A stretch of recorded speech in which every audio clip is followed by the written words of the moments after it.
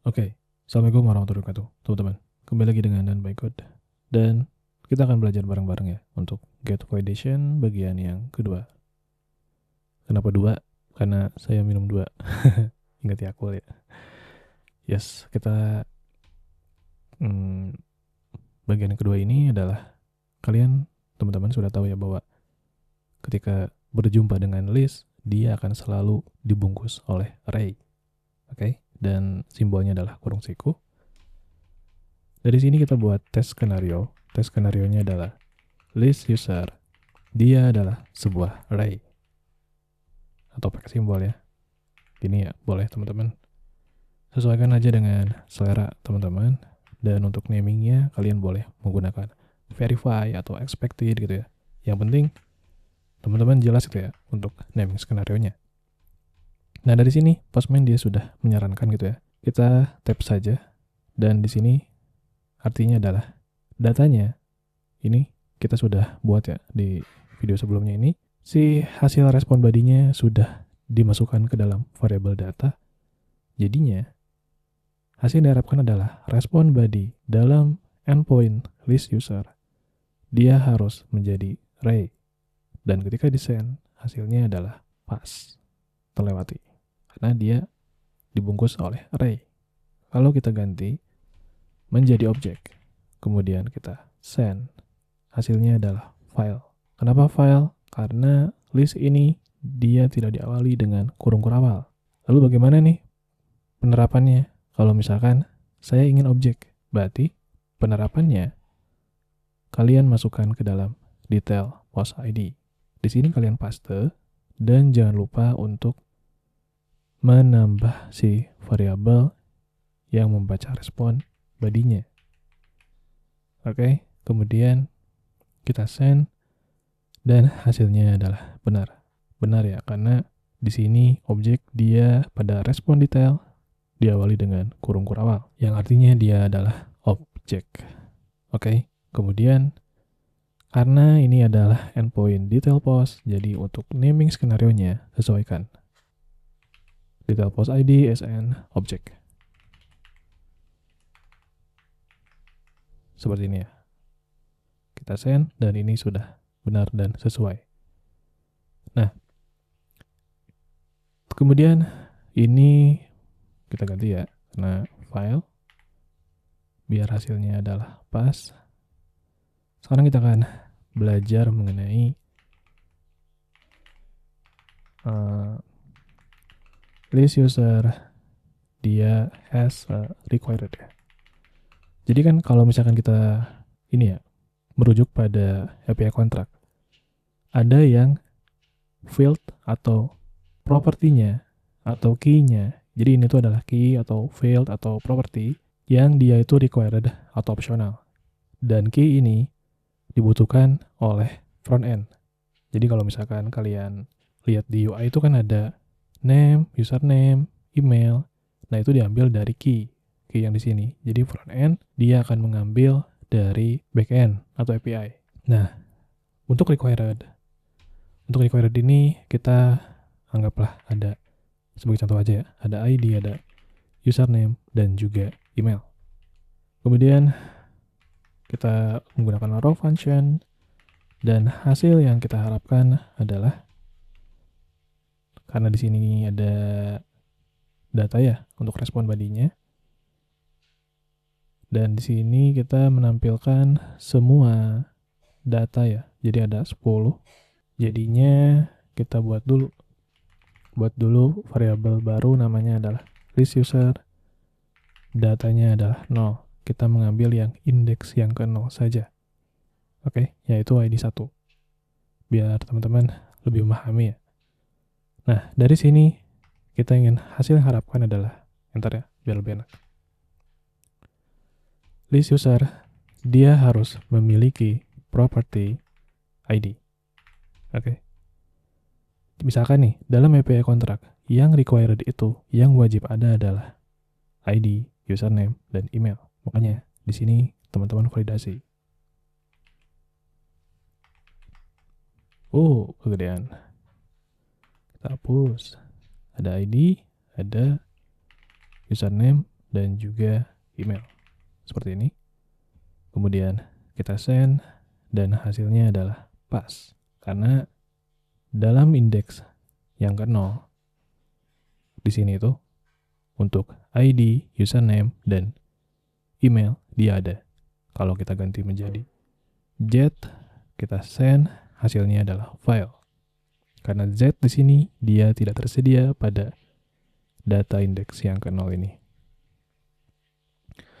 Nah, cuman dari sini itu teman-teman hanya mengecek strukturnya saja.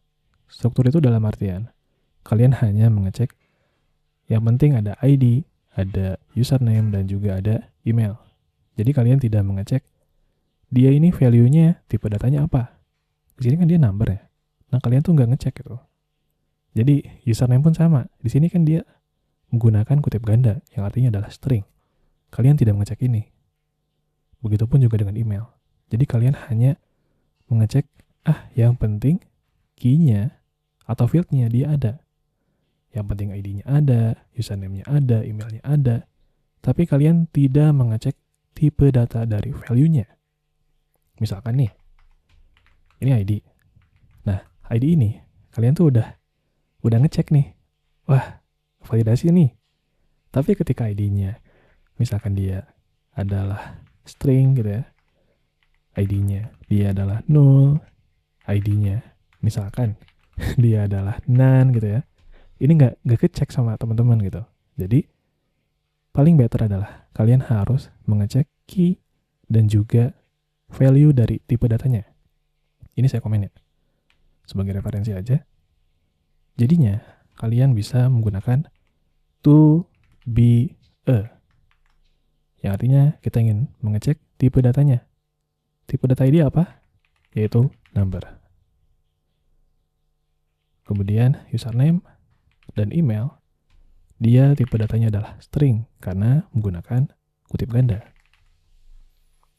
Kemudian kita send dan hasilnya adalah, saya close dulu ya.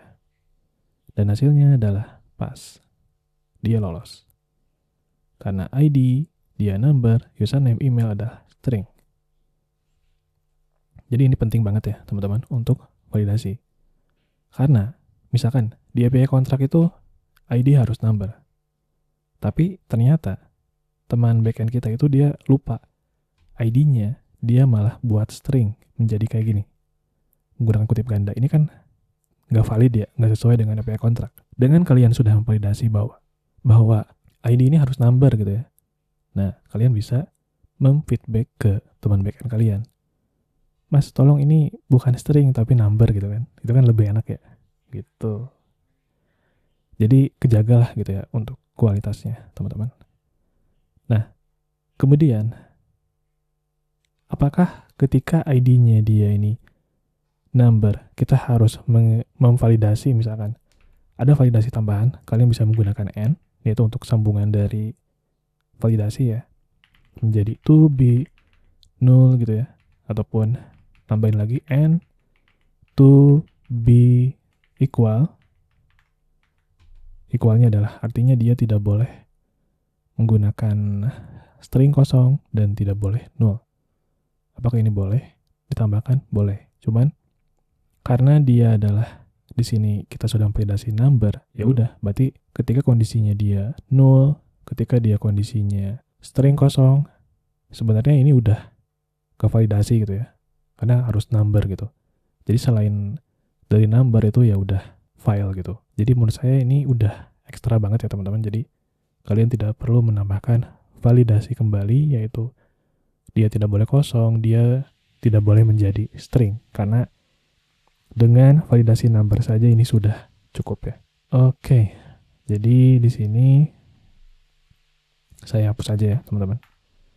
Nah, dari sini username ini kan dia harus menjadi string. Nah, kalau string dia itu pasti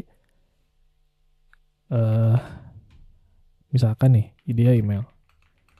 Kalau string itu kan dengan kutip ganda aja ini tuh udah disebut string. Kutip ganda saja kayak gini, ini tuh disebutnya string, tapi string kosong dan tanpa ada labelnya gitu, kayak misalkan bread, add mile gitu kan. Kalau kosong ya udah dia kosong. Nah, dari sini kalian perlu validasi. Validasinya adalah kita validasi bahwa not be empty. Seperti ini ya, teman-teman. Jadi, di sini adalah kalian harus memvalidasi bahwa ketika username-nya dia string, kita harus memastikan juga bahwa dia tidak boleh kosong. Dan setelah desain maka hasilnya benar. Jadi kalau misalkan ini dengan email, kita samain aja. Dia juga tidak boleh kosong karena dia required. Oke. Nah, apakah perlu ada tambahan? Misalkan kita ingin menambah dia null seperti ini. Kita menggunakan n ya untuk penambahannya.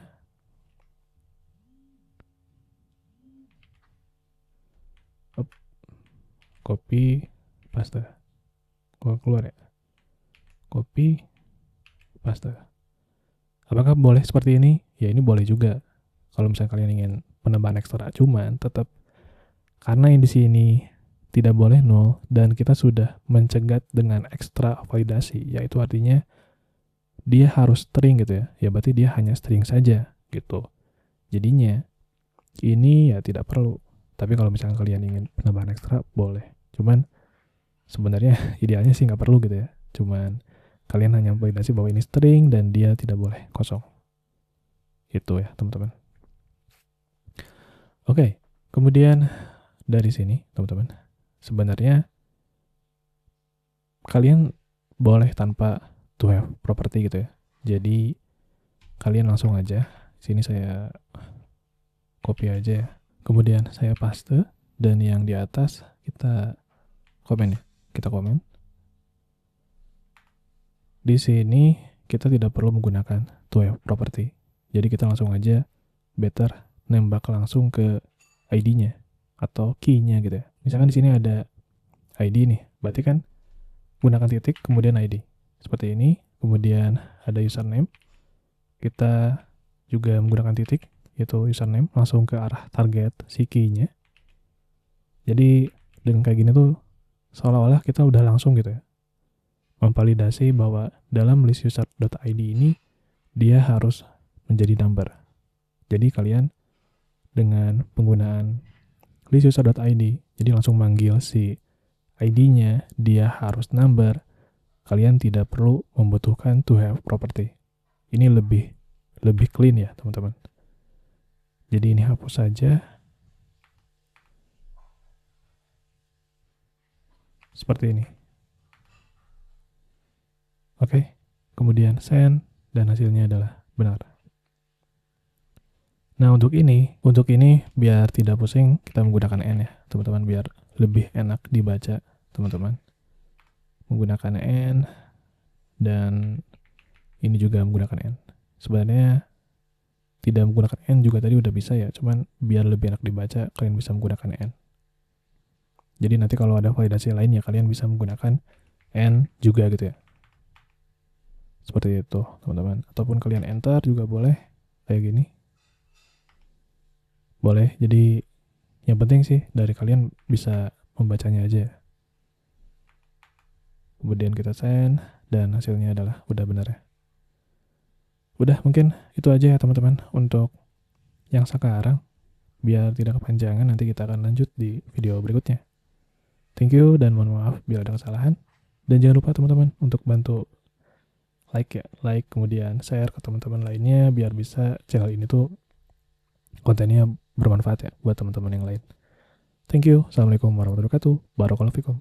Bye.